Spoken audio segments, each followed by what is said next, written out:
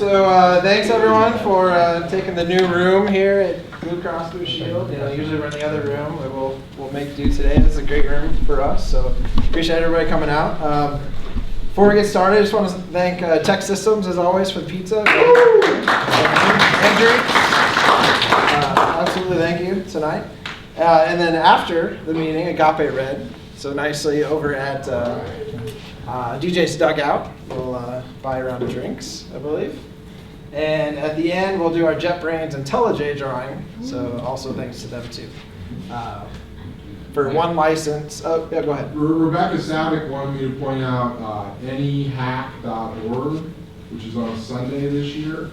So if you go out to anyhack.org, you'll be inspired to come out and do civic hacking on Sunday, June 7th. So there you go. Now I've made Rebecca happy. That sounds cool. I think it'll be really wonderful. I think everyone should go. NE, like Nebraska hack. That's right. Very good. Very cool. Check that out. So then today we got a lightning talk round. So we're going to have Scott Hickey, Ken Ross, Jody Sharpe, and Jessica Coder going through some of their favorite topics. And also everyone take note, this is lightning talk, right? So we kind of got people maybe on short notice or maybe just preparing quickly to give you some information that they're passionate about. So this is something we'd like to do every few months or so, just get more people to share what you've been working on and what you'd like to share with the community. So it's kind of a fun way to get a bunch of speakers all at once in a meeting. So with that, I'll let Scott Hickey kick it off for us today. And I do apologize, I have to leave myself about 7 o'clock for some kids switching with my wife at home duties, so I can't finish up, but Matt Payne will continue the master of ceremonies as we get down here. No worries. Who wants to win the IntelliJ license? Not right. So thanks, Scott, for kicking us off. Thanks, Jeff. We've got some new faces, so for those that don't know me, I'm Scott Hickey. Used to help run the OJUG, and now I'm an architect at Mutual of Omaha, my second day on the job there. Before I get started, just a quick, I think, show of appreciation. It was a year ago that we handed off, Dave Kerber and I handed off the reins for the OJUG to Matt and Jeff and Jessica, and I'm not sure who all is kind of helping by committee. Yeah, there's lots of organizers. Lots of organizers, but you guys have done a phenomenal job over the last year. Thanks. You've really breathed new life into the group, I feel like. So I know I appreciate it because I enjoy these. And to echo what Jeff was saying, so lightning talks, we've kind of tried them in the past at OJUG. So what I'm going to present is not like prepared material for tonight. And I'm winging it with materials that I've already created in my job on the current project I'm working on, which is a continuous integration project. So feel free to stop me, ask questions. But that's really the whole point of the lightning talk is, it shouldn't require a lot of effort for folks and just kind of share what you have. So I'm going to probably move at a pretty quick pace, but stop me if you want. There's something pretty interesting, groovy coding related that I'm kind of anxious to share that hopefully I'll be able to drill down into. But to set the context, so like I said, I've been working on a continuous integration project. Really, I've been doing this for almost 2 years now at Mutual. And we've had things like version control and Jenkins for a build server in place, and we were using Ivy there, but all the tools really weren't integrated very well. And so we've really been working hard to think about, we have, I think about 1/3 of the apps are on Jenkins right now, not in this environment, and that represents like 700 or 800 Jenkins jobs. So it's really, kind of trying to deal with some of this at scale is a little bit more challenging than what I've done in the past. I've used Jenkins before in Gradle and Ant to automate stuff, but it's always just been the scope of one project, not trying to do it for a whole company. So this has been a little bit interesting. So the context for what we're trying to do is, let me see if I can make this a little bit bigger. I know it's a little bit of an eye chart. Oops. Let's see, I always forget the secret. Is it There we go. So think of this as a flow. I mean, it's kind of a combination of a flow and system. So, we're using Eclipse or IBM RAD. This diagram was done specifically for an IBM portal project, but it can be applied to anything. So as a developer, what we would really like to do in a CI environment is go ahead and check our code in to version control. In our case, we're using Subversion, but you can be using Git or AccuRev or whatever your version control system is. And the idea, what we were missing was having a post-commit hook that would send a signal to Jenkins to go ahead and kick off a build. So the idea being, and really this is how Agile should be done, is really on every commit, you should be running unit tests on your server. And then generate a report, email people if the build fails. I mean, that's like the very heart, very center of what an Agile project should look like. And so we had the version control, but we were manually kicking off Jenkins jobs. So we've decided to add a hook to go ahead and kick off our Jenkins jobs. And our Jenkins jobs, we're migrating those to Gradle as a build system. And so really Gradle's responsible for compiling the source, running unit tests, doing some static analysis like PMD or find bugs. And then go ahead and package it up, the app up. And for a web app, what we really want to do is package, so create in our case, a WAR file, and deploy that to a server dedicated for continuous integration. So the idea is that on that build, not only do we run our unit tests, but we also want to run functional tests. So we'll deploy to this server and then kick off browser-based tests using something like Selenium against that server. And if those tests pass, then go ahead and deploy. And we're migrating away from Ivy to Artifactory as our artifact repo. So we're using that for both open source software as well as the apps that we deploy and we want to keep track of and manage. And this way, and then we have a deployment tool. It's a homegrown tool. We call it WAM. It's a Grails app basically that will pull from this repository and deploy to our integration, customer acceptance test or prod environments. And the idea being that, from the time I check in code, I've got this very well-defined process for getting things tested, built, packaged into a repository. And when I do deployments, I know exactly where that came from. And this isn't, hopefully for a lot of people, this isn't new. This is kind of your standard, should be your kind of standard practice that people hopefully have been following for a while. So that's the context for what I'm going to talk about, which is the interesting part. So we're really good at developers at saying, I need my code and version control, right? But then we don't treat like the other stuff as code, namely our build environment. So if I've got Jenkins, well, I have a Jenkins server, I go into the UI, I click on things, I type things in. Well, if I want a reproducible build, how is that going to get me a reproducible build a year from now if I want to know how I built something? I mean, is that backed up? It's probably backed up like a server. It's not versioned with my code. Really, I want my build jobs, how those are defined, to be in version control along with the rest of my code that's in version control. And so as we started looking at that problem, we discovered that there was a plugin for Jenkins that allows you to define jobs in using a Groovy DSL. And so what that looks like, and I'm just, again, I didn't put together slides, so I'm going to web pages here, but just to give you a flavor. So you can go into, this is, if you Google Jenkins job DSL, it's the first link that comes up in Google. And this is from a tutorial page. So the idea is that I could go ahead and create a job where I will specify code that looks like this. So here's a job DSL for saying I want a Jenkins job. Let me see if I can make that a little bigger. Is that readable in back, or is that? Yeah, it's all right. Okay. So here I'm saying I'm going to pull from version control. I'm going to trigger this build so it pulls every 15 minutes, and it's going to run a Maven clean test. So this is code that's going to define the job I actually want to run in Jenkins. So I would have what they call a seed job, and I could define multiple jobs. So I could have a whole pipeline of jobs that I define using code. And the kind of the tutorial way is you can go and put this code, this Groovy code, inside of a little window here. But this really doesn't buy you anything, right? Because I still have it as part of my Jenkins config. Where's the version control part of it? But what you can do is say, oh, I want to look on the file system instead.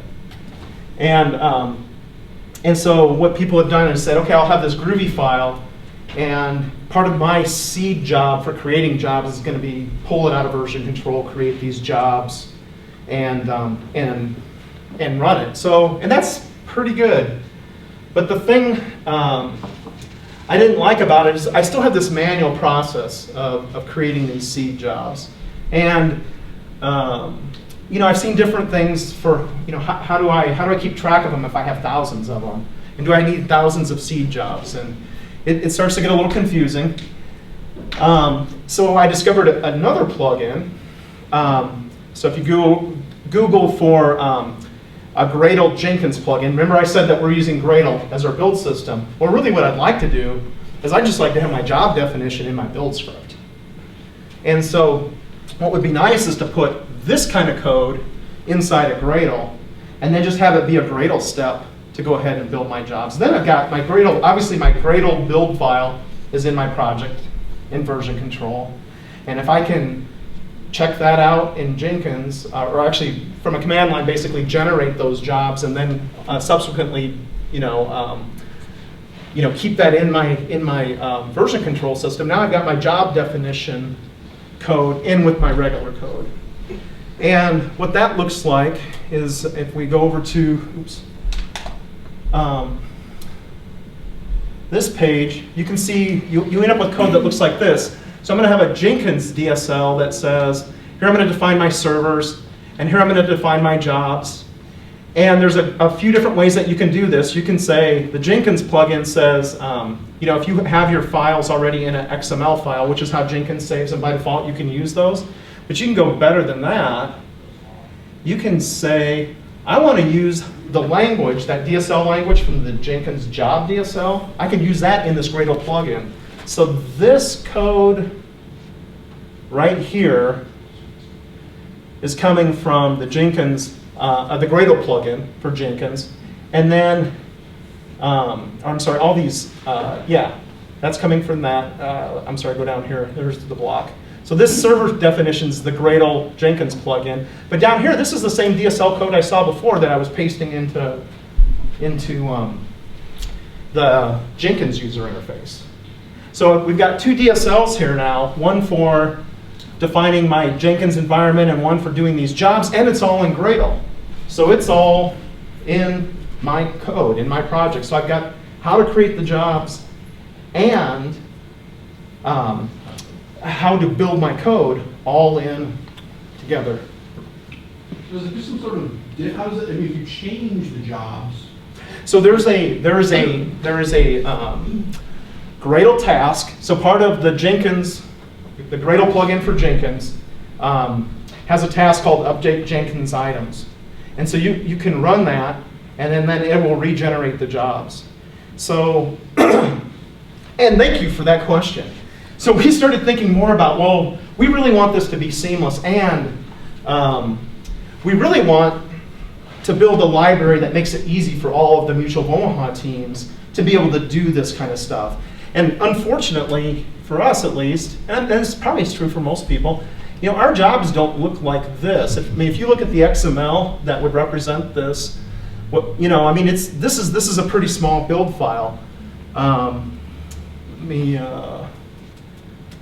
jump over here real quick, well, actually, before I do that, let me show you this really quick. So, what we want is not just one job, but we actually want something that looks like this. So this is the Jenkins build pipeline plugin, and so here, every time we check in code, we want to. This is a sample Spring Boot app build that I have. So the first step in the job is go update all of my subsequent jobs. So my build pipeline, the first step is if I changed my job definition, go regenerate those jobs. So that way all the jobs that follow are current. And here I do a compile and run my unit tests. Here I can publish. I'm publishing to a snapshot repository. And then this has 2 manual steps for building a release candidate and a release. And if all the steps work, you know, and every step looks green, as you're running it, they go from, you know, they basically change colors, and you can tell which jobs are running when you kick one off. And then like here, you know, the promote failed, so we were working through, you know, building our jobs, and we didn't have them quite created correctly, or there was something wrong with our promotion process. But you get this nice pipeline view of how far you made it through your build for each commit. And this is really cool, but you can see we have a whole bunch of jobs here. It's not hard to imagine this kind of code is going to get huge. And it's going to be cut and pasted just like our AMP files are all over. And do I really want that cut and pasted across hundreds of jobs? No, what I'd really like to do is have something much nicer. So what I did is said, what would be great is if I could use these DSLs, but have my own library that takes advantage of this stuff so I could shrink down. So everything that's kind of common and conventional at Mutual of Omaha, why can't I just have that in a library and pull that in? And this is what's absolutely awesome about Groovy, is these builders are just code. So you can put them in jars, you can put methods around it, it's just code. It's classes and methods. And so what I wanted to do is build something that would allow me to, you know, collapse this down and have my own library that still lets me use these wonderful DSLs that people have already created. And what that looks like is, let me flip over here and see if I can pull this up.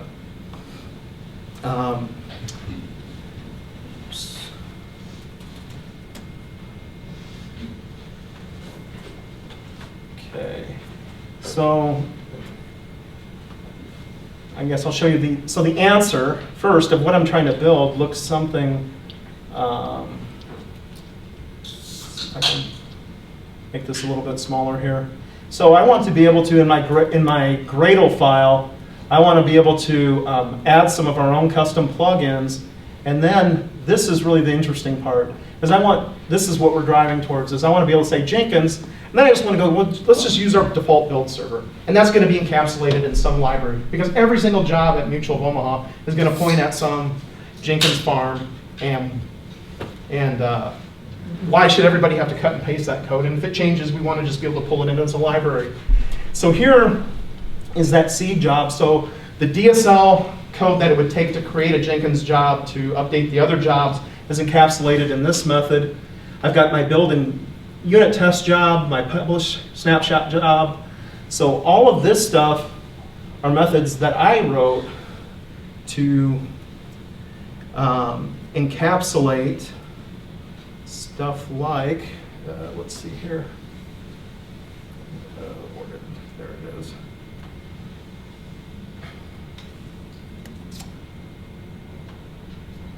Okay, I'll pull up, let's see if I can get, well, this is kind of hard. You know what, I'll just use this one. So that DSL code that we were looking at before, actually this one's pretty easy. But you can see there's a whole bunch of code right here. So there's, you know, and this is a pretty small one. Actually, let me see if I can get this to come over. I want to drive home the point a little bit better. So the DSL for our base job is all of this code. So we've got from, I don't know, line 23 to, you know, down to almost 65. So we got like 45 lines of DSL code that would have been cut and pasted over and over and over and over again if we didn't create a helper method.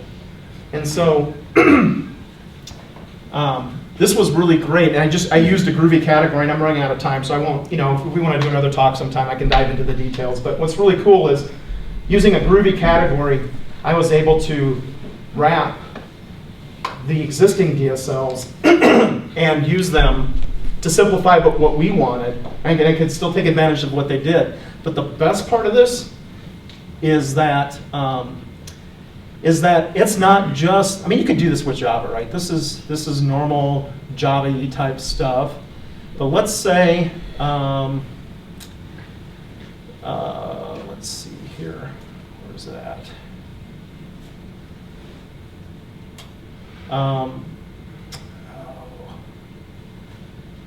There was, I'm looking for, I might be looking in the wrong job here. Okay, so there's code. Oh, where'd it go? Actually, you know what? I'll just do it this way instead. Let me pull up this test project, which has a whole bunch of stuff. So this looks normal, right? And that's cool, but this is what you can do with builders that you can't do in other languages, is let's say, and of course I don't, let's see, where did that, dang it, where did that go? Oops, I'm still in the wrong window here. Oh, it's over on the other, here we go.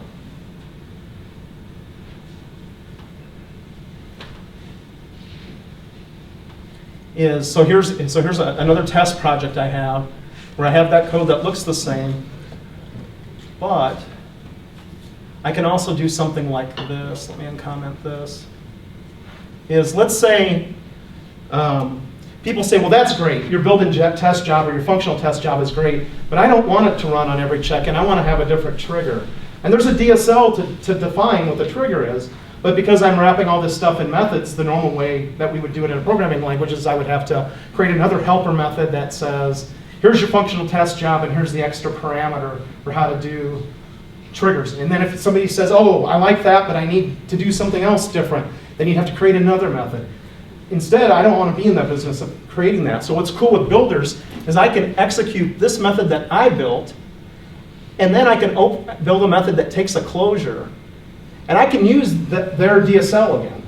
So I can build a job that has my defaults and override them with the DSL that already exists. To me, that is like rock solid cool at that point. So now I get the full power of me being able to encapsulate the conventions that we want to follow for most of the jobs at Mutual of Omaha. But for those jobs where there's one-offs and different things, if somebody wants to know, hey, can I use your build and test job and I want to do this one thing, I can say, sure. Just go look up on the wiki the DSL code and call our method and open it up and pass a closure in and use the DSL in that page. And you can customize it to your heart's content. That is, to me, that is just really, really, really cool. It's kind of the best of all worlds there. So that's what I have to share. Any questions? Nope. Okay.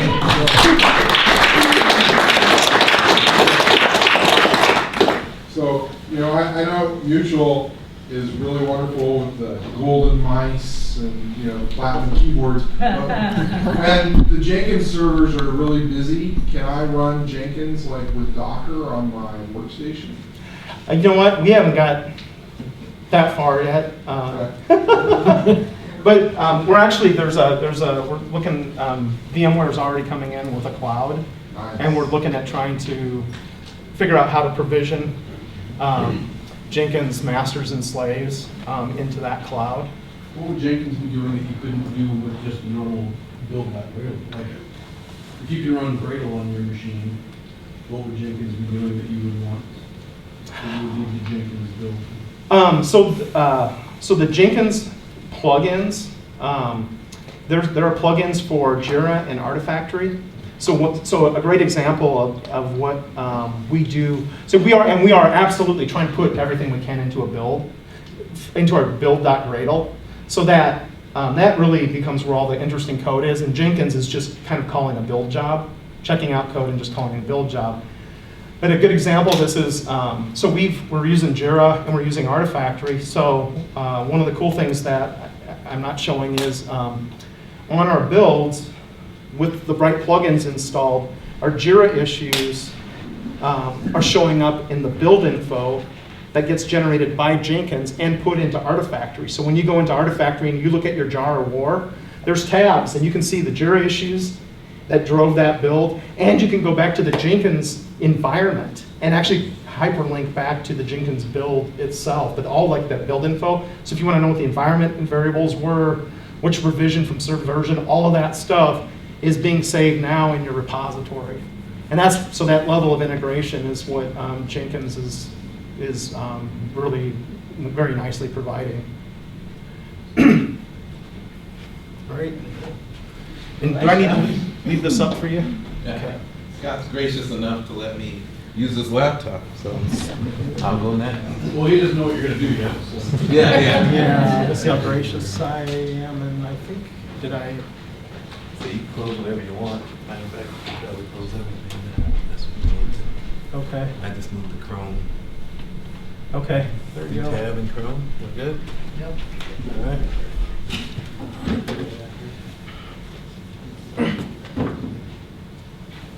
So if anybody knows me, I'm Ken. I'm Matt's clone, so I use a blog for all my stuff. That's what Matt does. Okay, so I'm gonna actually do this so I don't deviate from the plan. So I created a little blog post that says Google diff-patch or diff-match-patch, I always do that, is awesome. And so basically I needed something that helps me do matching algorithms well. And rather than getting into all the technical details as to why, somebody was like, you should check this out. And I was like, well, I've never heard of it. And if you do a lot of Google searching, you'll never find it, even though it's Google, right? It's kind of interesting. So he was like, look, dude, I'll send you the link and you can check this out. So I'm going to attempt to use their website to demo these three things. But I do make the disclaimer, I know more about match than I know about diff and patch, but the site should clear that up for us. So just bear with me. If you have any questions, feel free to stop me. Okay, so diff. Demo of diff. Obviously, everybody knows what diff is, right? Who here doesn't know what diff is? Okay, you got one file, you got another file, and they're closely related. You want a diff of those two files. Well, Google diff. Wait, I almost forgot. Let me go back one. Just for a second. I actually want to do this. I meant to do this here. So we're gonna go to Google. We'll type it here. Google diff patch. Yeah, okay. Diff patch. Oops. Patch. And I'm killing Scott's search history here. He's got lots of new tech. Okay, so if you look right here, it says currently available in Java, JavaScript, Dart, whatever Dart is, C, C++, C Sharpe, Objective-C, Luna, and Python. So you have plenty of options here. There's no procrastinating and say, I don't know how to use it, right? That was my little slight for some other folks here who work for you people. So yeah, okay, so you got one version and you want to compare it to another version.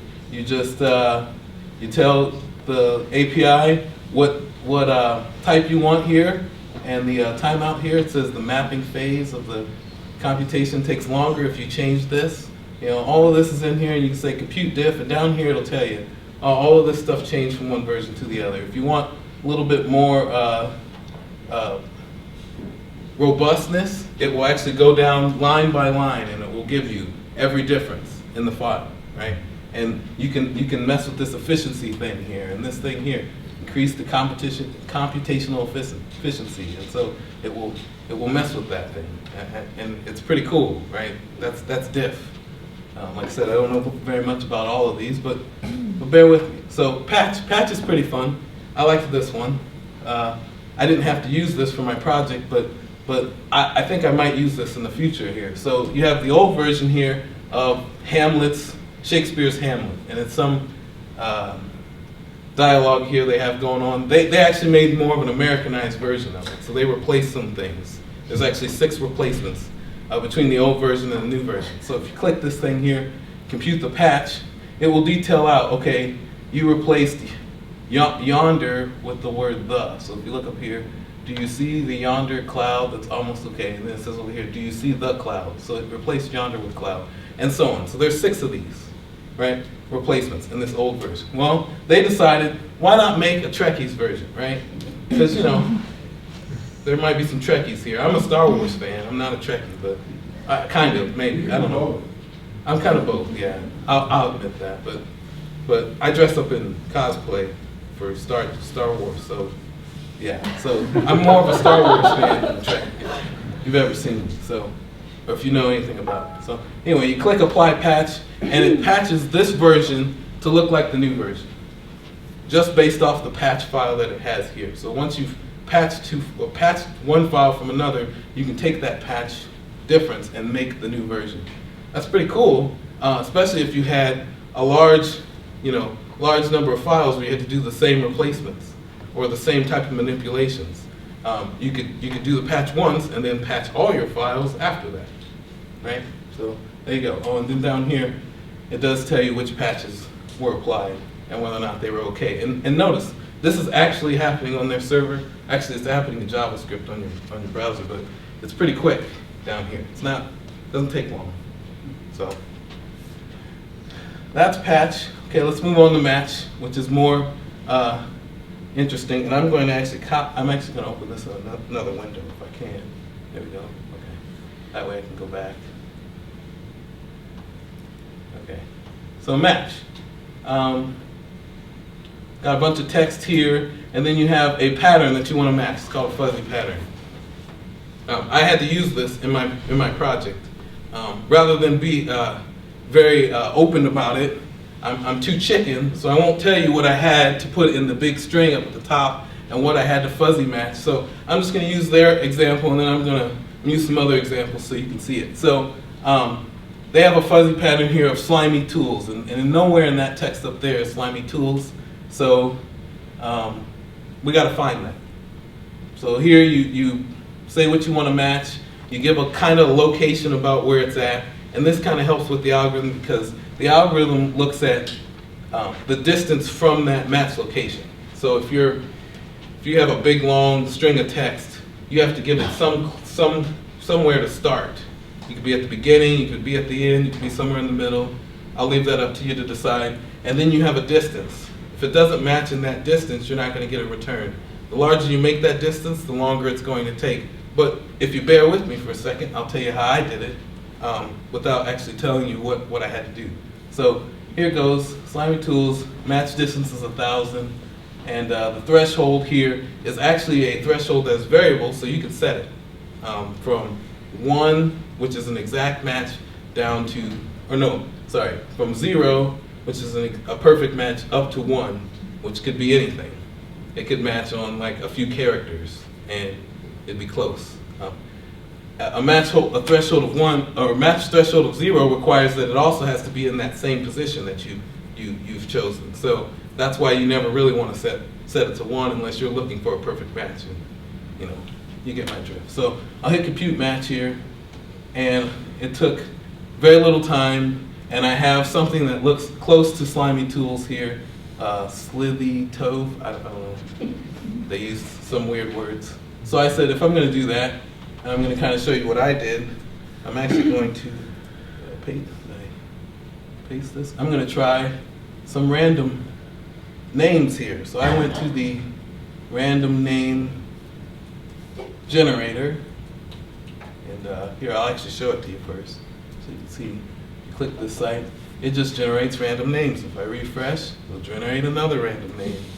So you get my drift. So here I'll put the random name here, and I don't even know what the name is. You can actually, on the random name generator, you can click these names and it will tell you the meanings behind them if you're really interested in that. But here I said, since I'm already playing chicken, this one's close to chicken, so I'm just going to type the word chicken here, right? Because I'm chicken, to explain how I actually had to do this. And then I'm going to put fuzzy location as 10, and I'm going to do match distance of 20, and hopefully all this still works. And of course it did. So down here it matched this word, chiquille, or something. I'm not very good at pronunciations of weird words, so there you go. But yeah, it was able to match this word in here. And the way in which I had to do this, or the way in which I decided I wanted to do this is comma separated information. So I actually split that on a comma, and then I did differentiations against the word that I was looking for versus what's in there, and it would actually compute it very quickly. Yeah, Can question? you use the regex in specifying what you want to match? No. This is all text-based. I'm actually going to get to that. I do have an Okay. answer, a further answer to this too. Because there's more questions around, well, what can you do diff match patch for? And I'm actually going to get to that. So yeah. So no regexes, it's all text-based. I'm going to try another one. How about that? Let's do this one. I'll copy this one. Ken, is your theory that Apple took this, got drunk, and messed with the numbers and then shipped it as autocorrect? Yeah, I think so. I think this might actually, because they did have Google Maps for a while. I'm thinking they had Match Patch here. I appreciate that question. That helps me out a little bit. Let's see. I'll type the word vein here. Let's do that. Fast. Let's see. It should. Oh, okay. So here you go. You get my drift here. I typed the word vein for this name, and I was hoping to match this. And what it really matched was A&A space R, something like that.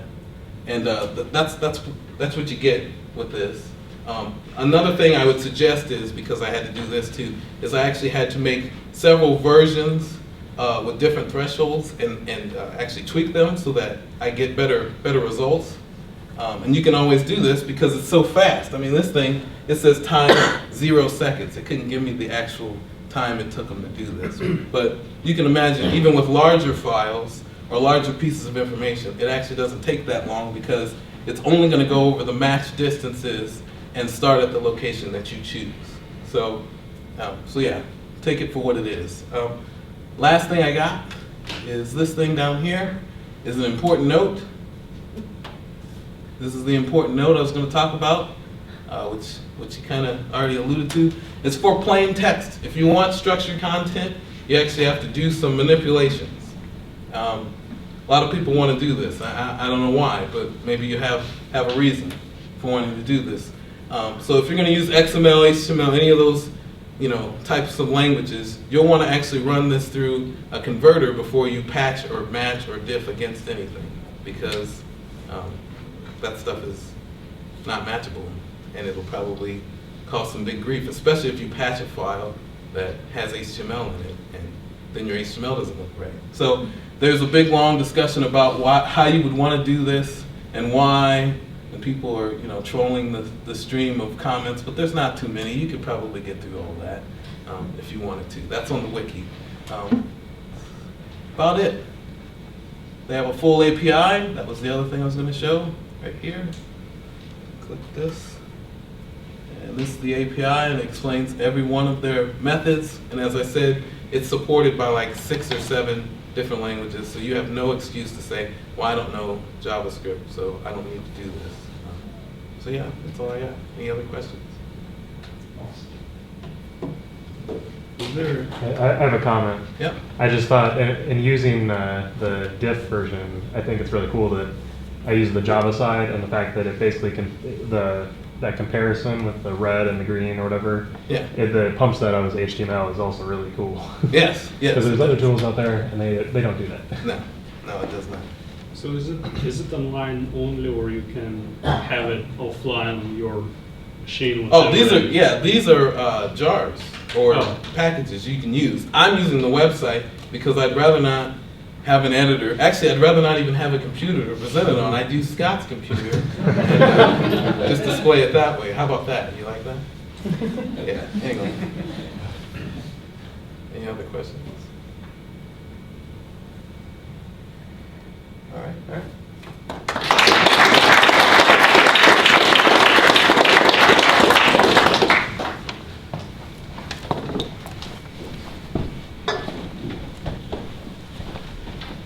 My name's Jody. And I suppose I should introduce myself a little bit. May I use this? I wasn't planning on using one. Sure. All right.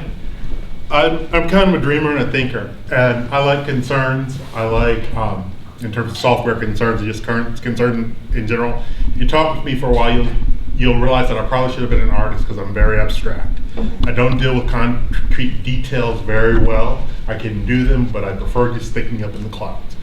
So I like concerns, and I like programmatic contracts, as I'm talking like Eiffel and design by contract. I think that was done by a guy named Bertrand Meyer. Those are some very powerful concepts in computing, and I think both of them are kind of underused and under stress. I really like Java.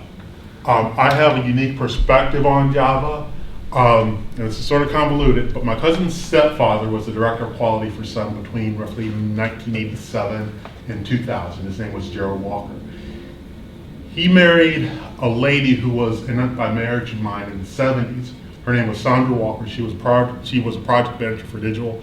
Ended up at Sun probably around the early 90s. I worked in their PMO office for a while. So I have some unique perspectives on Java and some of the things that happen at that time. I don't keep in contact with them every week, but I did learn some neat things about Java that are kind of interesting.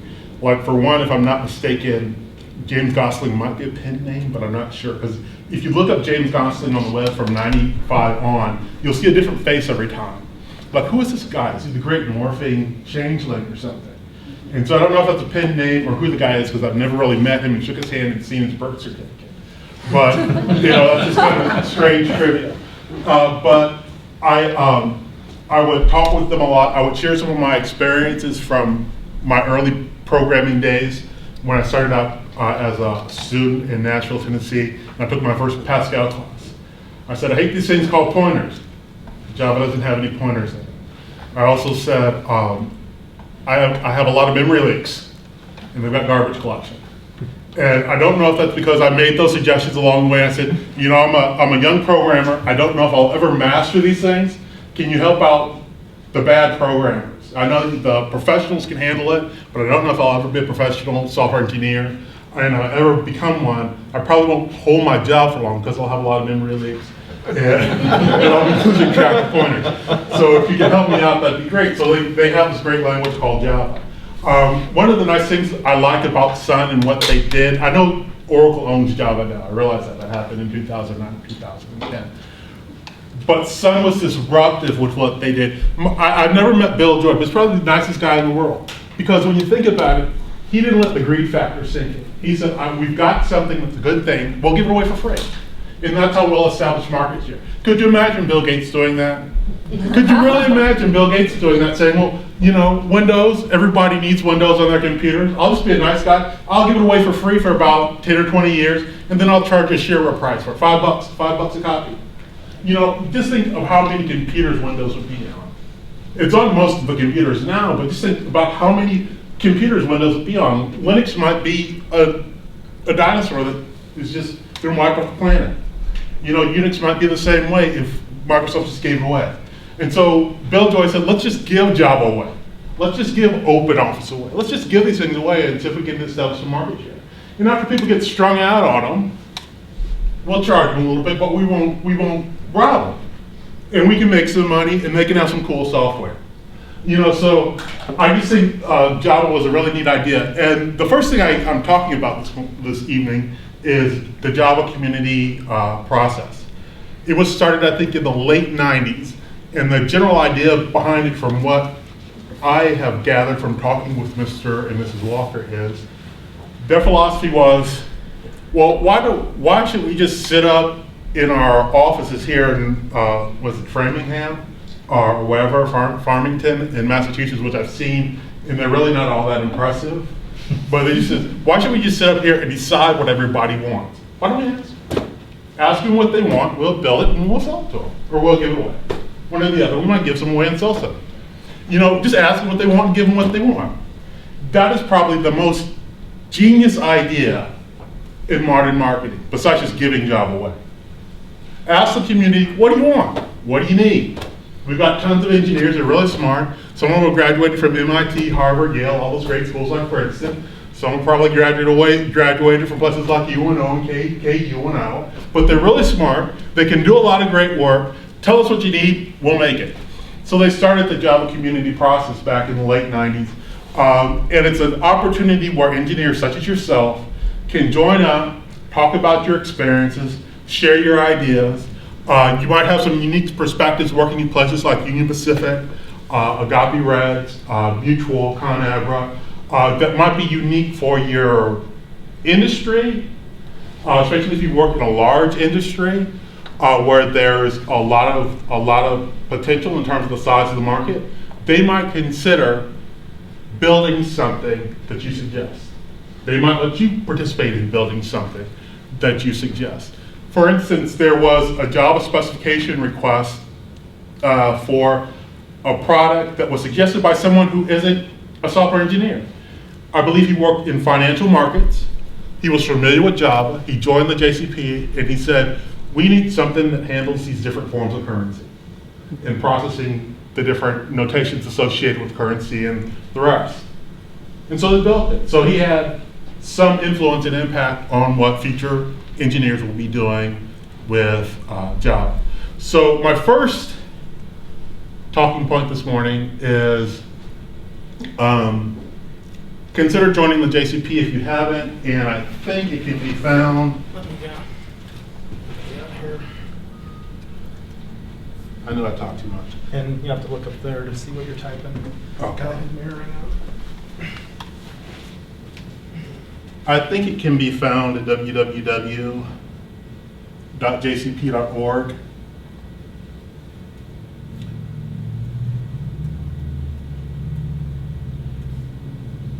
I think it's JCPenney. That's JCPenney? No, JCPenney's that.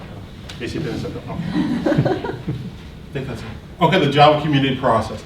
I signed up about a year ago, or a little earlier. It might have been around the end of 2013, because I just had some time and I could get involved, and I started reading about the JSRs, the Java specification requests, and some of the things going on. And I said, wow, I really missed out for the last decade and a half because I haven't been involved in this. And so I started reading, and I had some ideas because many years ago I worked with Seth Lattner at a small company, and we coded in C and Unix, and I coded a lot of old style CGIs. And at the time I said, you know, if someone spun this with Invoke, it would be a little easier building the CGI because everybody could just build a function that generated the content for a certain part of the page. Everybody could have their little function that they built, or functions that you could divide up among team members, software engineering team members. Then it could all be integrated with some type of mapping file. But that was never built back then, and that's kind of been sitting in my mind. So I said, you know, you probably could create a general purpose CGI, old C and Unix style CGI. So I said, I know a little bit about servlets, not a lot, but I know a little bit, enough that I could be somewhat dangerous. So I said, why don't I try building a general purpose servlet? And so I sat down and started working on coding one, and I started from basically hello world with servlet. And I used reflection that will invoke a method within a class that basically replaces content in an HTML template. Very simple idea, very simple process, something you could teach undergraduates to do. And I said, you know, this might be kind of neat. I called it CABOOSE. Controller, the UP guys will like that. Controller application bundles for object-oriented software engineering. Controller, because the general purpose servlet basically works as a controller in a type 2 model view controller application. When I say type 2, I mean one of the flat web MVCs, not the type 1 or type 2 of servlet and JSP use, which are kind of styles of developing a type 2 MVC. But I developed this idea, and I said, well, you know, maybe I'll pitch it as a JSR, because I'm a dreamer. And I just try anything when I feel like it. And so I found an email address on here. I think it was for their PMO office, and I said, how do I start a JSR? You know, what does it take? Can I get a mentor? Can someone on your team, I know I'm an old guy, I got some gray hair here, but I said, can I get a mentor? Can someone on your team possibly walk me through the process of developing a JSR? I think this would be a great idea if you had a general purpose servlet. Everybody keeps respinning servlets over and over again. And I think a lot of the things that are done with general purpose, with servlets, could just be prepackaged, and individuals could just develop the unique parts that they must for each project. They said, it's a pretty good idea. I mean, they had some interest, they had some, I guess what they call, I don't know if you call them Java power brokers talking about this, but the guy that's a Java champion, Ben Evans, contacted me and said, you know, we think you got a good idea, but we've got JSP and we got Java server pages, so we don't really know if we need what you have, but it's a nice idea, so why don't you start an open source project?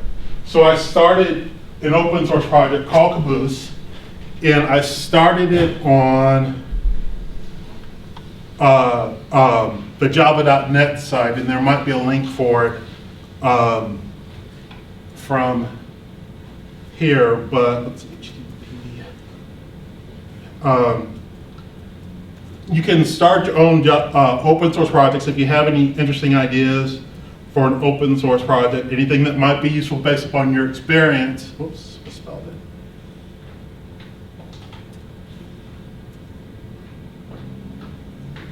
And I started a Java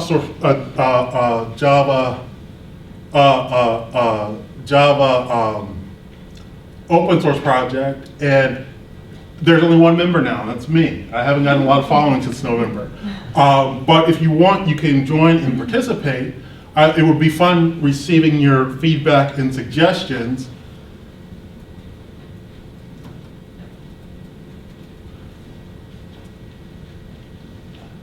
Oops. I even have a UP. CABOOSE. It would be fun receiving your feedback and suggestions. I would appreciate any comments you have, because I don't have the wealth of experience and knowledge that you have as a collective. So it'd be great if I could get some feedback from you. But what's really neat about this is you can just share an idea with guys at Oracle and they can make things happen. Because I shared this idea in about April of 2014. They had a meeting at their JCP executive committee meeting, and they talked about it. They said, start your open source project. But in the meantime, they said, Microsoft has an MVC product. Do we need an MVC product? So they polled their community, and they said, the community said, you know, we really can't use an MVC product. There's struts and there's Spring, but what can Oracle do? So Oracle, in September of about 2014, September 2014, started something called Ozark. And for you guys that are JEE developers and do a lot of web application development, I would suggest that you follow this link in the morning and learn a little bit about Ozark. It's only a draft JSR right now. It's JSR 371. It's a draft JSR. It's in the development mode. The software engineering team is discussing what features it should have and what it should do.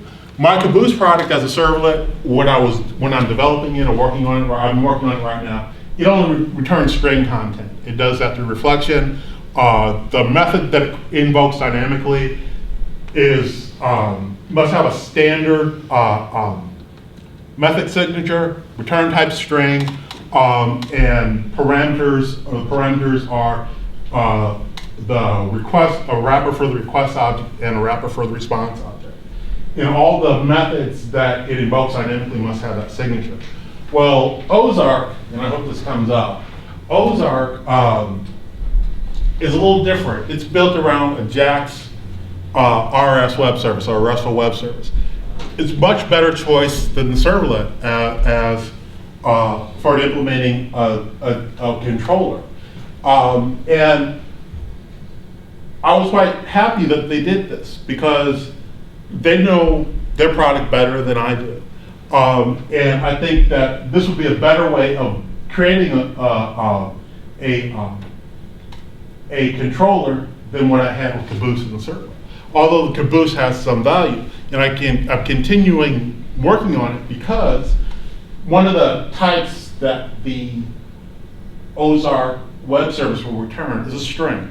So I can still do, or someone can potentially still do everything that I was planning on doing with CABOOSE with an Ozark controller. In terms of handing out or doling out the work for their software engineering team, where you have your scripters do your front-end scripting, develop your storyboard and everything, and put placeholders in there for the content, and then you have your JEE resources or your Java resources, you know, code the methods that will replace that content. Very simple process. And so you can do the same thing with Ozark, because the Ozark controller returns 4 types. One is a string, one is called void, but it returns something, although it has the method has a void return type.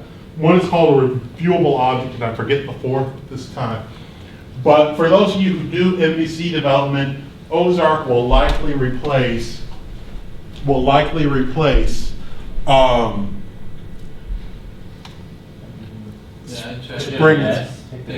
I think it will try. Ozark will likely replace. No. Ozark will likely replace Spring in that old structs. So for those of you guys who are interested in getting in on the ground floor, learning the product while it's still small, the concepts are fundamental and abstract, and it's manageable. So you can say, you know, everything there is about Ozark. You can start learning it over the next few months in your spare times or on your weekends, for those of you guys who do a lot of MVC development.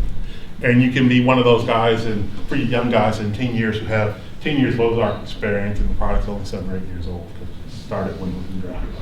So I apologize if the page didn't display, but you can see it's partially displayed. You know, you got the title up there, and you got the little icon, so you know there's an Ozark page there somewhere. It's just that showing now. So that's the end of my talk. I hope I haven't talked for too long, because I'm somewhat long-winded. I hope you like Ozark. I would suggest you definitely look there if you're an MVC developer. If you want, you can check out CABOOSE. I'd appreciate your feedback. And I kind of have a blog that I blog on fairly regularly, about 3 times a week when I can. Well, there it goes. Okay, that's the MVC for Java Enterprise Edition 8, and that's a little bit about it. And it uses our RESTful services. It also uses context dependency injection and something else. So I'm still learning about the CDI. That's something that I don't really know much about, and the other technologies that work with it. And I'm still learning a little more about R's web services. And I've got I probably should have been an artist or an English major, because I'm just kind of weird that way. So you'll see my blog, and you'll see that it's kind of written kind of as a thought blog, just different thoughts. Well, we can do things this way, we can do things that way. It has some code in it, and this is it. Oh, and that's Duke. And another interesting thing, Duke is a title. Duke has a name. I know Duke's name. I'm not telling Duke's name until Oracle shares Duke's name. That's one of the things I know from knowing those guys that are at Oracle. Duke is a title. He has a name. So, but I'm just talking about setting MVCs and how I can integrate Oracle and CABOOSE and different things on that, and some of my ideas. There's about 100 posts on there. Don't worry about reading them all, but read it sometime. And are there any questions? Yes, sir. I couldn't help but look at some of the examples. Have you done anything with Spring MVC? No, I don't know Spring. I tried reading a Spring and a Struts book, and I said, I'm confused, because I said, I'd like abstractions. I can't deal with a lot of concrete details. Okay. And you're doing things like creating action forms, and it's like you're connecting over here, you're connecting over there, just to do something simple. So I said, well, I don't know, just make a general purpose servlet, and maybe I'll be the only person in the world who uses that. Okay. And that'll be my controller, I guess I missed that point. So no, yeah, I haven't worked with Spring. I read a Spring's book, and I read a Struts book, and it just seemed really overcomplicated for me. Yeah, it just seemed more than I could fit in my small brain. So I just said, I'll do something simple, and maybe somebody else will do something. Yeah, sounds good. Any more questions? Great. All right, thank you.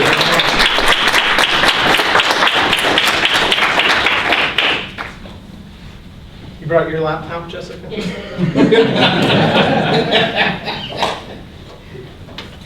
get nervous.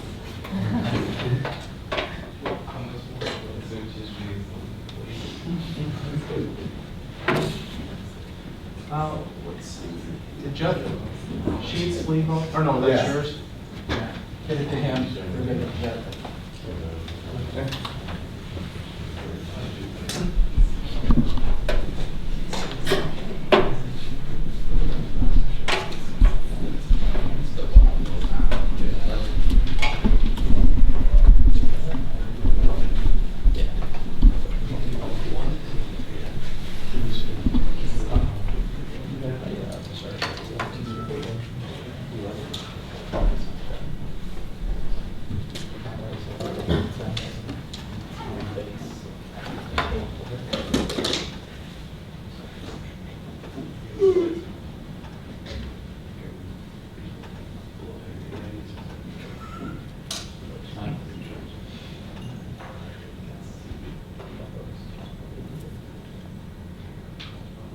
So I once went to this spring talk last November, and it was by the guy that wrote Spring in Action from man.com, pretty big publishing house.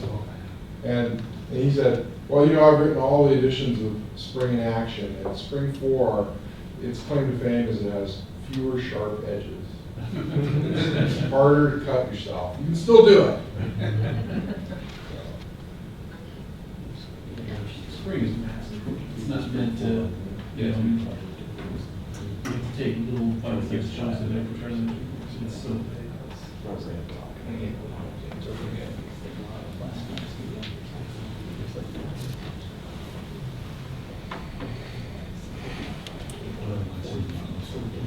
Are you ready?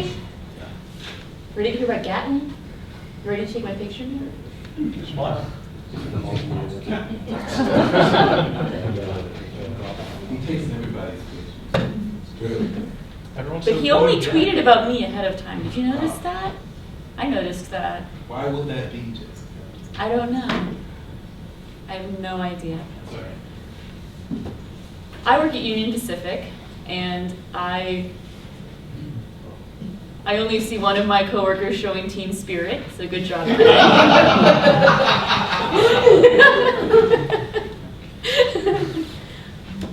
I recently embarked into the world of web services and actually creating front ends to go with all the back end code that I've been writing for 5 years. And along with that came REST services. And I wanted to know if my REST services were going to stand up to the load that the employees of Union Pacific are going to throw at them.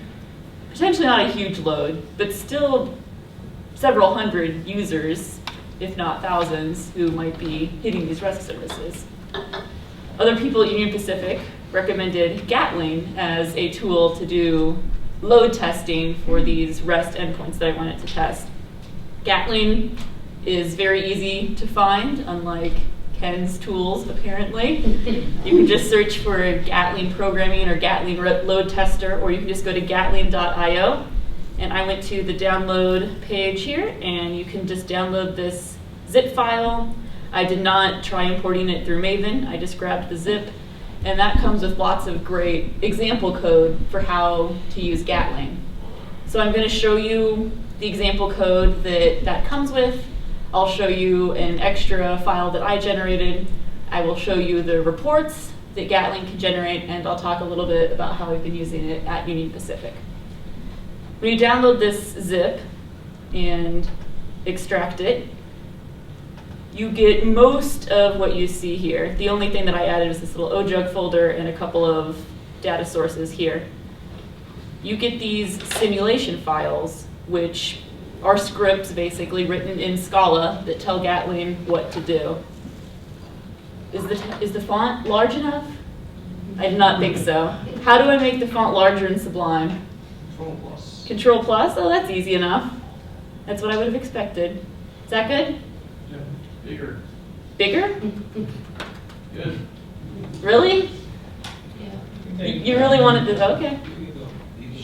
You know why you're more. There you go. So when you download that code, you'll get these example simulations. They've got a basic simulation and 5 different advanced simulations, which are just steps of complexity added on the basic simulation.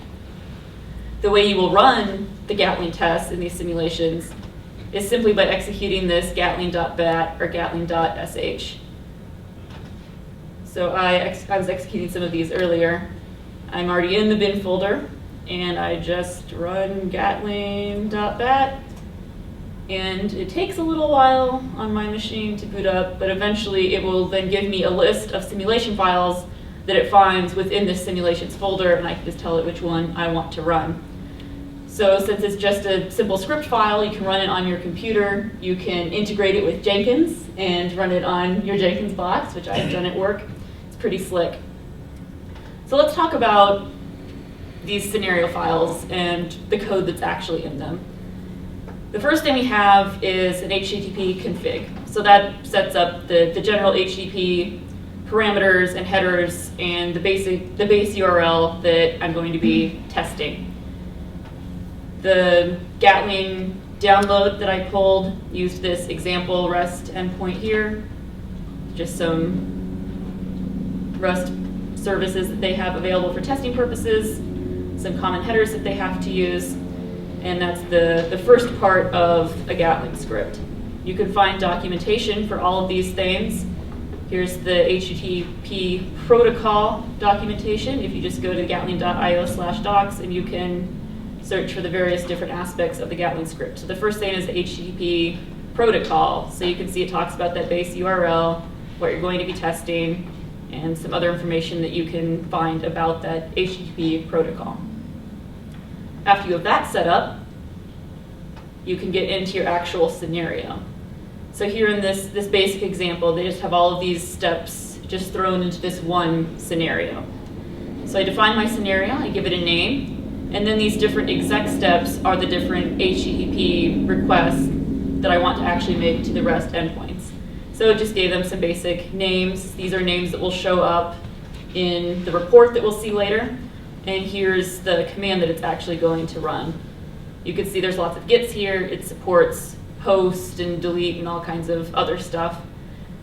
You can use pauses in between to simulate users taking time to make decisions on your site, because presumably you want to code your Gatling script with some REST service calls that would be similar to what users are doing on your site.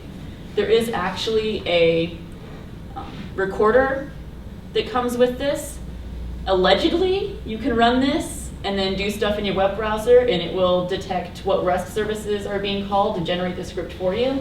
I did not get it to work.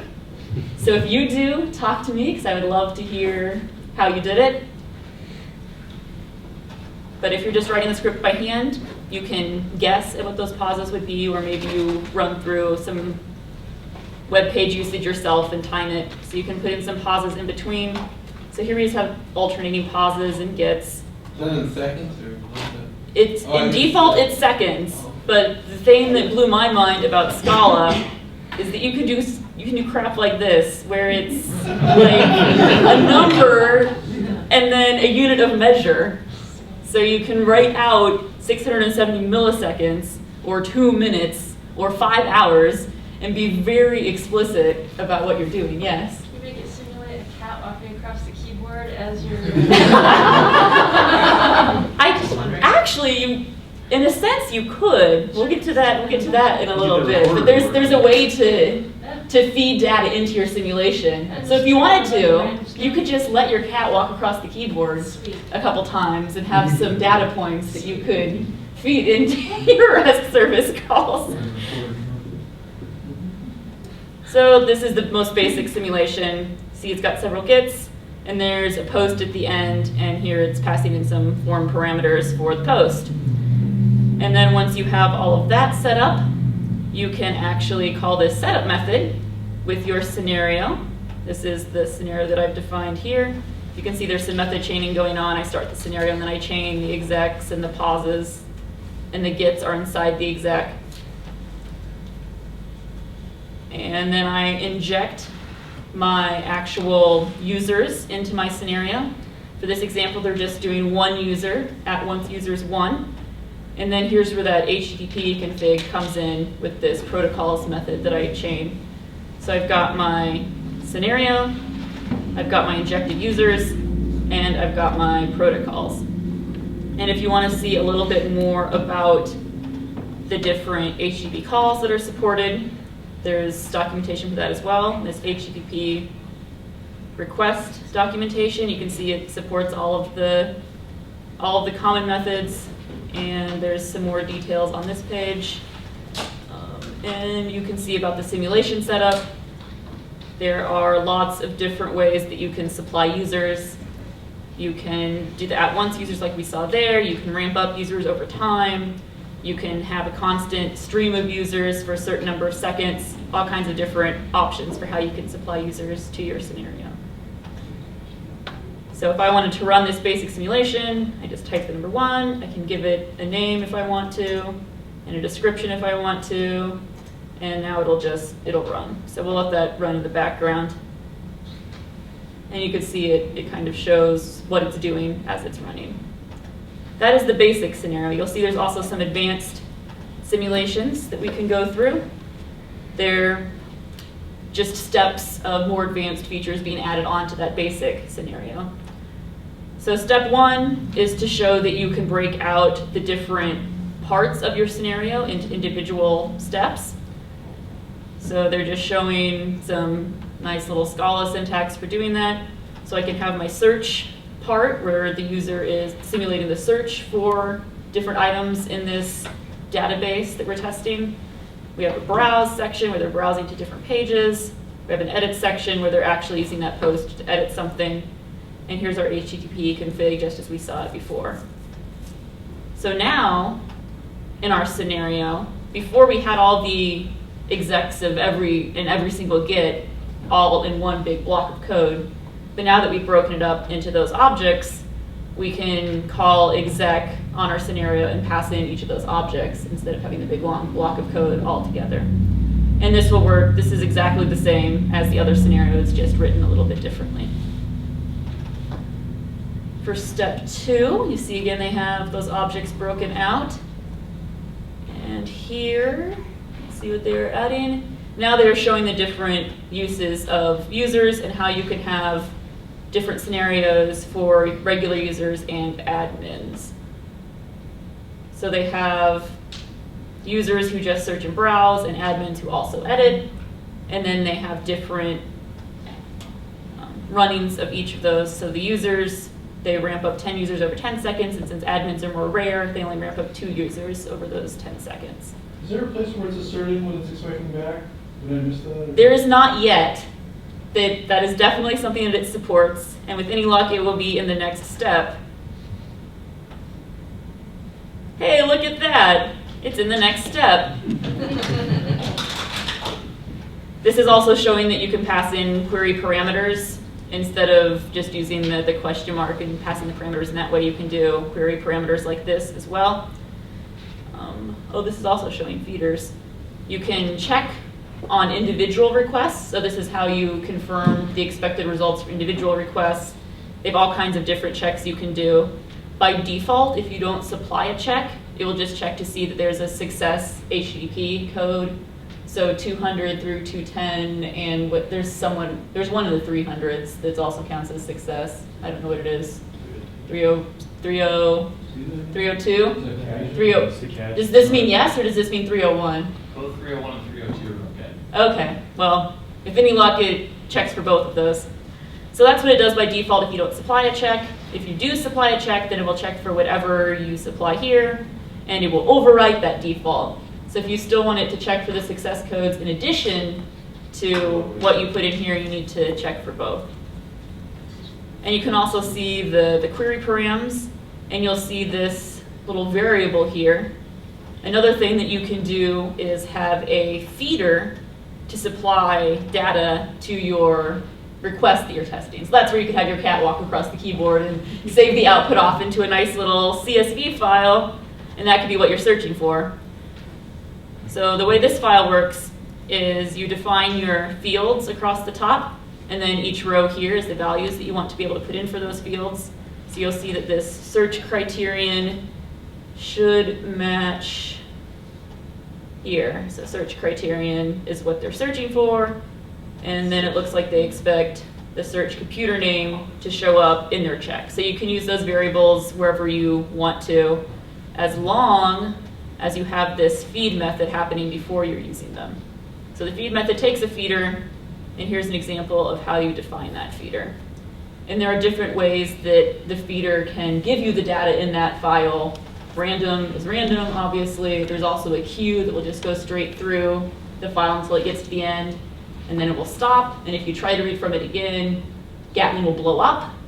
So if you have the potential to execute it more times than you have entries in your CSV file, then you want to do the other one. There's a third one. I'll get to that in a minute. It's something to do with looping. I don't remember the exact word, but you will see it soon. So that's feeders, that's checks. And again, if you don't supply a check, it does have a default check just to make sure there's a success code. And there's the same ramping up of the users. So if you want to see more about checks, there is again some information about that. They have lots of different check types, HTTP status, you can check for the header, you can check the response body, and they have different ways to do that, regular expressions, JSON object matching. You can just check to see if something exists, you can check the exact value that it has, all kinds of options. It's very versatile. And then the feeders, there's the feeders, there's also documentation on the feeders. Circular, that's the other one that will cycle back around. So those are the three different ways that you can use the data in your feeder. And there are some different ways that you can store the feeder values as well. CSV is the one that I've been using and that they had in their demo. All right, so now we've got our feeders, we've got our query params, we've got some checks with regular expressions and checks with statuses. Here it's showing how you can actually have loops within your Gatling scripts because it's Scala, and Scala has loops. So instead of repeating this code 4 times for 4 different numbers, you can repeat 4 times and use the number as a variable. So that's something cool, that it's actual code that you can write. That's that example. And then the last one, I believe they will have the assertions at the end. So you can do those checks on each individual. Oh, they don't have that. Well, that's their fault. They have their checks on each individual execution. You can also have some assertions at the end that I will show you in my example that I made. So feeders, exec, different methods that you can exec, query parameters, different checks. You can use loops. You can, oh, here's what they added here. They're trying to edit a maximum of 2 times. And you can use this exit here failed if there's a certain step that you want to just stop the entire simulation if this thing failed. I used that when I had to log in first before I could run my REST services, so I had a login step, and then I would just terminate right away if that login failed, because you can't actually call the REST services if you weren't able to log in to where you can call the REST services. All right, the last thing that I will show you is the scenario that I wrote. I made an OJUG meetup test, which is hitting Meetup's REST API. So I have, I used the CSV file to hide my private key that Meetup gave to me to actually be able to call their API. They didn't want that on the screen for all of you to see, so I hid it away in a file. And then I used this member IDs to populate some specific data later on. So I just did an all-in-one big scenario, but I have my key feeder because I need to pass the key to every query, and I gave some nice names to my different REST services that I'm calling, finding all the groups, finding a subset of groups, making sure that our group is in the subset of groups that I'm searching for when I search for groups that have a text of Java. The Omaha Java users group better be in there. And then here I'm using the JSON path to find our specific group and make sure that the city is Omaha, since Omaha Java users group is probably located in Omaha. This is the key for our specific event that we're having tonight. And since it's lightning talks, I'm just checking to make sure that there are lightning is in the description somewhere. This is how you can combine multiple checks. You just pass them in separated by comma. So I'm checking both of those things. And then finally, I'm using the user feeder to look for different members. So I looked up some various members in our group and their IDs. and then I have a list of their IDs and wanted to make sure that their names actually come back. I was going to include everyone who spoke tonight, but I did not see Ken on the list of people who RSVP'd for this meetup, so he did not get included. You did that on purpose. You did not see me. So this is the last thing I wanted to show that they did not have in any of their examples, is this assertions. So in addition to having the checks on each individual call, you can also have assertions that are applied to your entire scenario. So you can check to make sure that nothing failed, or that a maximum % of things succeeded, or that the overall response time was within certain limits, things like that.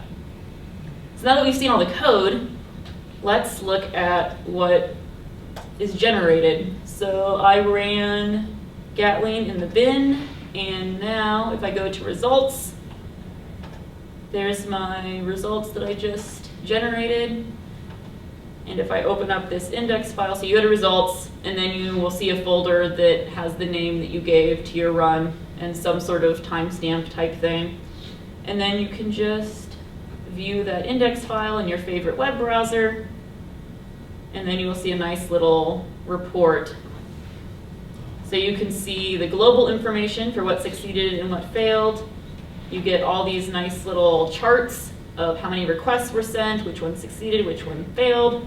Looks like whatever this request 3 was the thing that failed. You can see, it's not as interesting in these because they're very simple scenarios, but you can see the response times. You can see, so this is showing how many things had this response time.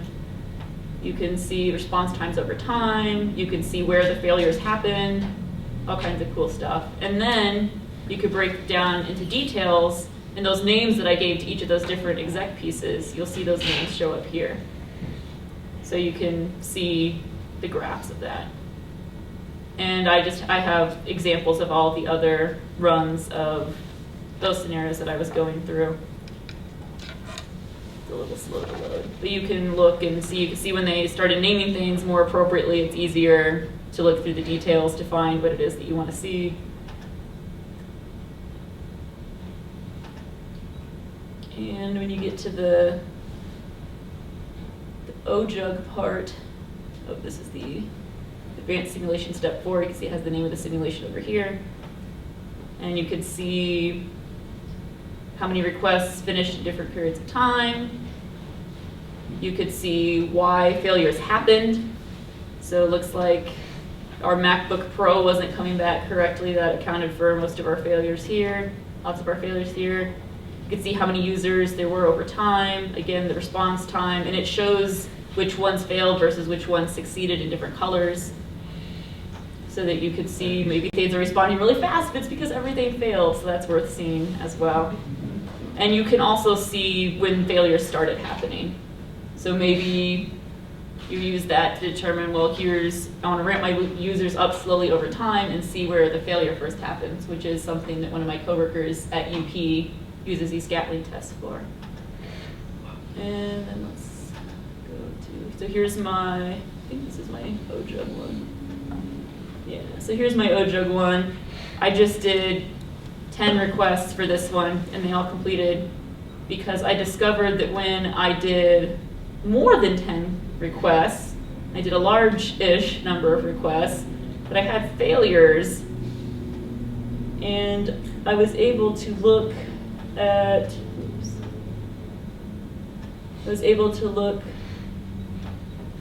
down here. Oh, this is the one where I did the JSON, or the JSON wrong. So I originally forgot to type the $.name for the JSON path, which you need for when you're doing a JSON path. There's documentation about that out there.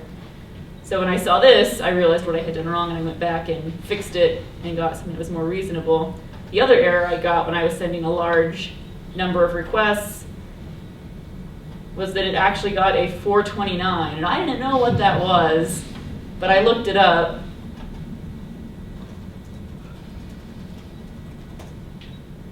If the Google search will work. And I learned that it was too many requests. So that was how I discovered that the Meetup API does not let you send 30 requests to it at once. Even though 30 seems like a reasonable number to me, it would not let me send all of those requests directly to it all at once. So Matt was hoping that we would break something with Gatling, so he should be content that we sort of broke the Meetup API. I'm happy now. Why not cats? Why dogs? I don't know, this was just what came up when I did a Google search. Because it's HTTP. Okay, I was just wondering. But I did like seeing these failures because it certainly made the charts more interesting. And I could see exactly when it started happening. So I got up to 14 users, and then the Meetup site said, nope, you're done, and started failing everything. In these scenarios, can you specify that this step needs to be or expected to be executed in parallel? Like, for example, on my side, there are some pages where I immediately hit all endpoints I need, and Right. I'm awaiting response from all of them. I just don't really care Right. the order. Or That is an excellent question. I'm not sure. I think the best that I could think of is to have multiple different scenarios and run those in parallel in the setup method. But I had not thought about that yet. Everything that I've been testing has just been sequential. Like, here's a user who does this, and then this, and then this. And now I want to have like 20 users doing that at once, are the scenarios that I've been testing. I mean, because on my side, Right, the you have page when it different- loads, it immediately hits 3, 4 Right, exactly. endpoints. And That is that's a good point, and that's probably a pretty common scenario. So I would imagine that it has a way to do that, but I have not encountered that yet. So the ways that I've been using this are simply to throw a bunch of load at a REST service that I need to support that I know is going to be called by multiple different websites, and I want to make sure that it can handle the load. My coworker, as I mentioned, has used this with a gradual ramp up of users to find the point at which his service breaks to the maximum load that it can handle, much in the same way that I found the maximum number of users that Meetup will let me throw at its website at one time. And another thing that one of my coworkers did was he wanted to test this hypothesis that people were throwing out that a certain tool that we use at Union Pacific is more performant at certain times of the day. So he used a Gatling test to continue to hit this service over the course of the entire day, and he found that it sucks all the time.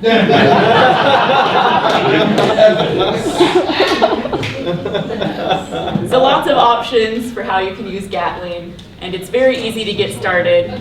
As I said, almost everything that I showed you just comes with that download that you can pull from gatling.io. I would encourage you to try it out for testing your REST services. Questions or comments or other tools that you like more than Gatling? So I'm surprised you didn't bring up JMeter. Yeah, so it's funny that you mentioned that, because actually my coworker, the coworker I continue mentioning, Kyle Dyer, he's been to OJUG a few times himself, and he actually informed me that there is a problem with JMeter that Gatling does not have. It's kind of complicated and I didn't completely understand it, but basically you can get into situations where your actual performance testing tool is kind of hung up and it doesn't really detect the performance the way it should. And JMeter has this problem and Gatling doesn't. So there's a plus for Gatling over JMeter. I have used JMeter as well. Gatling is much less painful.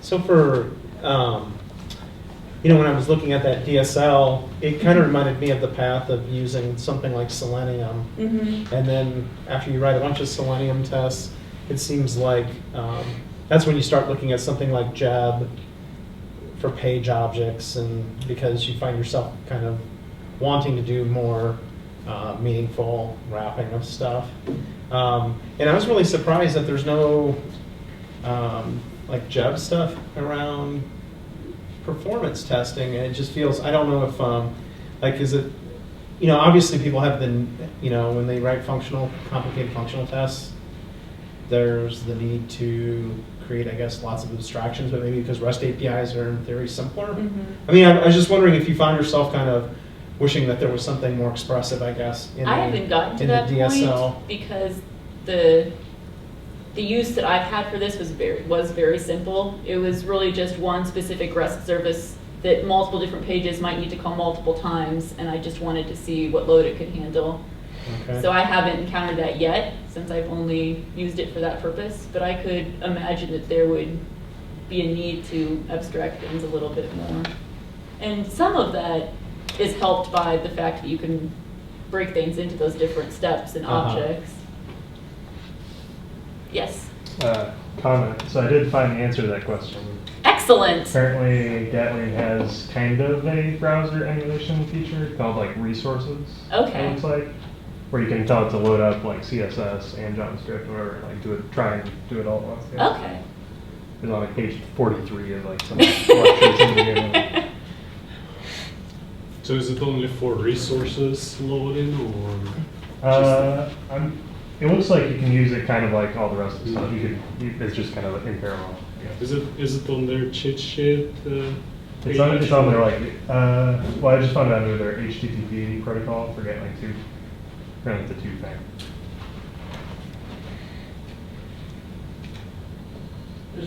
This is a great tool for, so many of us are moving to MVC and the client, and really everything on the server is going to be exposed, is exposed to the REST service, and so you're really covering the whole server side front door. That's great. There's nice reports coming out of it. Mm-hmm. Yeah, I love the reports. I didn't even realize the reports were that good until I tried it out. You're right, though, the failures show better than all the successes, and you're just like, I don't even know if it's working. It seems like it's going really fast.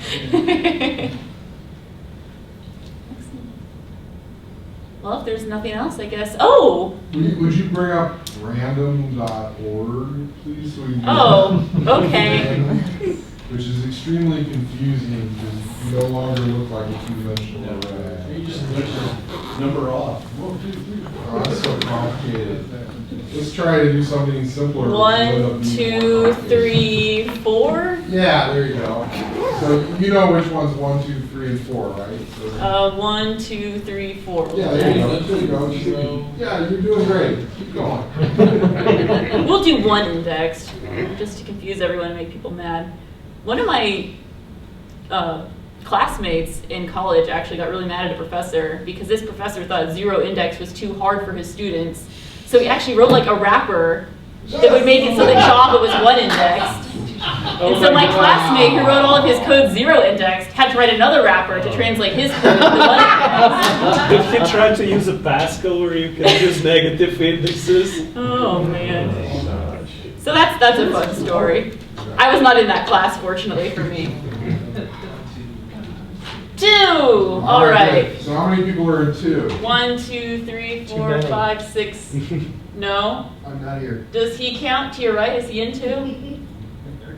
He doesn't care. All right, you're not then. 1, 2, 3, 4, 5, 6. All right, we'll stick to the one. Isn't Jessica one of those people looking for one? 7. No, she hasn't got one yet. So make it 7. You're 7. I'm 7? You're 7. Wasn't some guy last month going to give me his? Did he? I don't know. He said he didn't want it, but then you made him take it anyway. You're 7. Go I'm ahead. 7. 2. You. I've won it. You roll won it. again. Roll again. 3. Have you won it? I have not. Okay, you get it. Yay!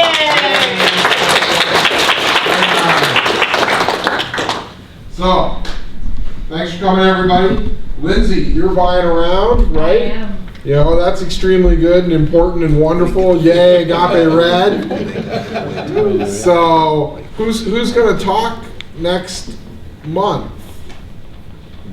Did you like lightning talks? Do you want to do that again? Okay, so who knows what will happen? Maybe lightning talks. I'm just kind of. Oh, that's good. All right. So, is it DJ's dugout? Lindsay? Yes, it is. Okay, good. Excellent. Thanks, everybody. Do not use this door. This door is alarmed. Bad things will happen. That is all. Right out there, your door. Like the door without.